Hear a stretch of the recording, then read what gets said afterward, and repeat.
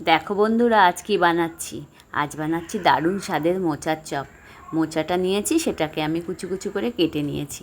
এবার এটা আমি প্রেশারের মধ্যে নিয়ে নিলাম, আর সঙ্গে 3টে আলু আমি খোসা ছাড়িয়ে দিয়ে লবণ আর জল দিয়ে এটা আমি 2টো সিটি দিয়ে সব কিছু সিদ্ধ করে নেব।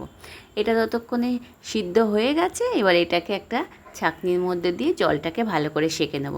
কড়াইতে তেল গরম করে গোটা জিরে, রসুন কুচি, আদা কুচি, কাঁচা লঙ্কা কুচি দিয়ে অল্প ভেজে একটা গোটা পেঁয়াজ দিয়ে দেবো। দিয়ে সেটা ভাজা হয়ে গেলে এবার লবণ দেব, তারপর হলুদ গুঁড়ো দেবো। এরপর কিছু মশলা দেবো, জিরে, ধনে, গোলমরিচ, গুঁড়ো লঙ্কা, অল্প মিষ্টি দিয়ে ভালো করে কষিয়ে নেব। তারপরে হাত দিয়ে আলুগুলোকে ভেঙে ভেঙে দিয়ে দেবো। একটু কষা হয়ে গেলে সিদ্ধ করে রাখা মোচাটাও দিয়ে কষিয়ে নেব।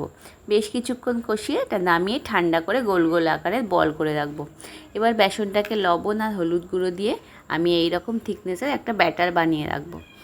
এবার আমি একটা মোচার লাড্ডু নিয়ে সেটাকে 2 হাতের সাহায্যে এরকম চ্যাপ্টার আকারে করে বেসনের মধ্যে ভালো করে কোট করে গরম তেলে একে একে সব ছেড়ে দেবো। খানিকক্ষণ পর উল্টে দেবো। 2 পিঠ ভাজা হয়ে গেলে লাল লাল করে ভেজে তুলে নেব। তো কি কেমন লাগলো আমার এই চপের রেসিপি? আমার তো খুব প্রিয়। তোমরা কে কে ভালোবাসো জানাতে ভুলো না কিন্তু।